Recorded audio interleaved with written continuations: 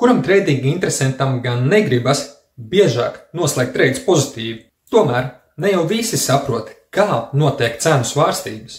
Tas noteikti mainīsies pēc šī video noskatīšanās, vismaz tāds ir mans mērķis.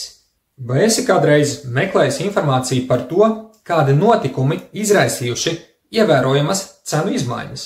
Ja nu es apgalvotu, kā pašu galveno iemeslu tā arī neuzzināju, reizēm pat cilvēki ar pieredzi šajā lauciņā aizmirst pašu svarīgāko, jo praksē pat pēc pozitīvu finanšu rādītāju vai ekonomisko datu publikācijām var notikt cenas kritums. Pēc politiskā paziņojuma, kam teorētiski būtu jāizraisa grafika kāpums, mēdz notikt tā kritums. Skaidra lieta, ka tas reizēm izraisa neizpratni, jautājumus un pat sakāpinātas emocijas. Sekojot jaunumiem un veicot tehnisko analīzi, var gadīties likt pārāk lielas cerības uz pozitīvu treidu iznākumu.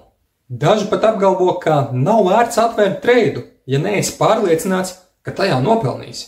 Vai tad vispār ir iespējams būt pilnīgi drošam par labvēlīgu treida rezultātu? Pārliecība ir tikai stāvoklis vai sajūta, kas var noderēt lēmumu pieņemšanā. Tomēr nekādā gadījumā nenozīmē, ka ar 100% precizitāti zināsi, kad notiks grafika kāpums vai kritums. Galvenais cenu svārstību iemesls ir tirgus dalībnieku rīcība, un tā var būt visdažādāko mērķu vadīta. Būtībā pat viena ļoti liela tirgus dalībnieka izpildītās darbības var sagraut visaugstāko pārliecību par tālāku cenas svārstības virzienu. Kāds jau noteikti iedomāsies izvietot lielāku stoplosu vai vispār to neizvietot. Taču tā iespējams zaudēt lielu daļu vai visus trading kontā esošos līdzekļus vienā treidā. Tālāk apskatīšu dažus piemērus, kas varētu ļaut labāk saprast, kā notiek cenu svārstības.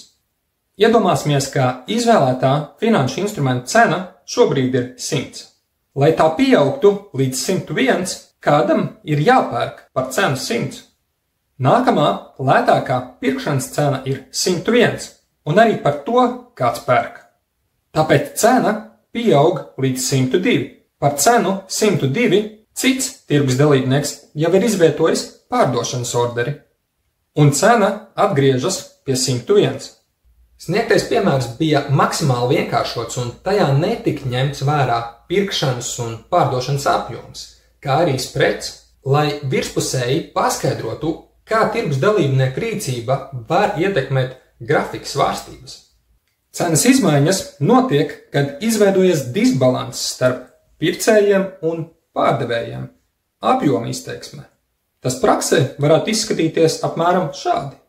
Pieņemsim, ka pirktais un pārdotais apjoms ir ļoti līdzīgs vai vienāds, vairākas stundas, tāpēc notikusi neliela grafika svārstība. Līdz brīdim, kad kāds tirgus dalībnieks par tirgus cenu pārdod 1000 apjoma vienības. Cena krīt un izpildās zemāk atliktais pirkšanas orderis ar apjomu 300. Tad vēl nedaudz zemāk izpildas buy orderis ar apjomu 500. Nākamais izvietots pirkšanas darījuma stop loss, un pašlaik pārdotais apjoms kļūst par 600 vienībām lielāks kā pirktais. Tāpēc cena turpina samazināties.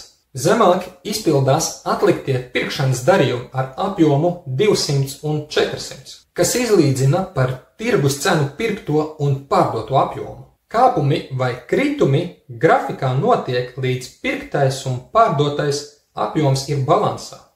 Reālās tirgus situācijās ir iespējams, ka kāds tirgus dalībnieks vai dalībnieki apzināti cenšas izraisīt cenas kāpumu vai kritumu, kā mērķis ir radīt sev iespēju pirkt vai pārdot par izdevīgāku cenu. Turpinājumā sniegšu piemēru, kā apzināta tirgus dalībnieku rīcība var ietekmēt cenu svārstības. Bet vispirms vēlos minēt, ka traderklubs.lv mājaslapā ir pieejama bezmaksas apmācību sadaļa par japāņu svecēm, pretestības un atbalsta līmeņiem, tradinga stratēģiju, psiholoģiju un ne tikai. Var pievienoties arī mūsu Telegram grupai. Linki ir video aprakstā. Lielam tirgus dalībniekam ir nepieciešams noslēgt ievērojama apjoma pirkšanas pozīciju. Taču grafiks atrodas pie pretestības līmeņa.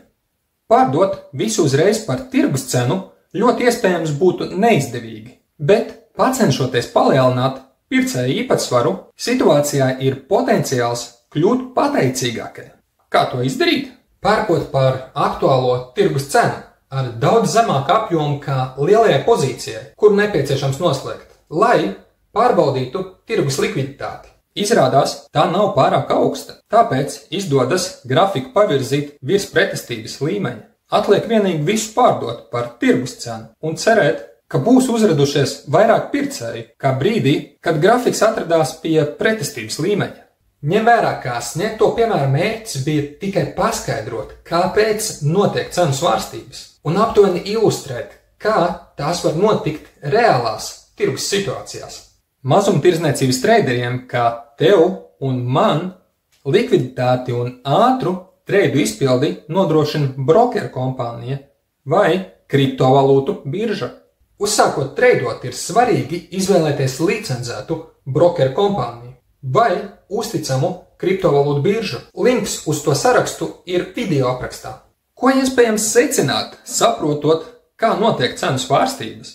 Analīze, prognoze vai pat pārliecība nekādā gadījumā nenozīmē, ka treids noslēgsies pozitīvi.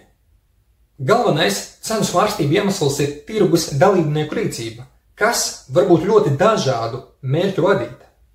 Grafika svārstībām pamatā nav nekāda saistība ar prognozēm vai analīzi, jo kādam ir reāli jāpērk, lai cena kāptu, un jāpārdod, lai tā kristu.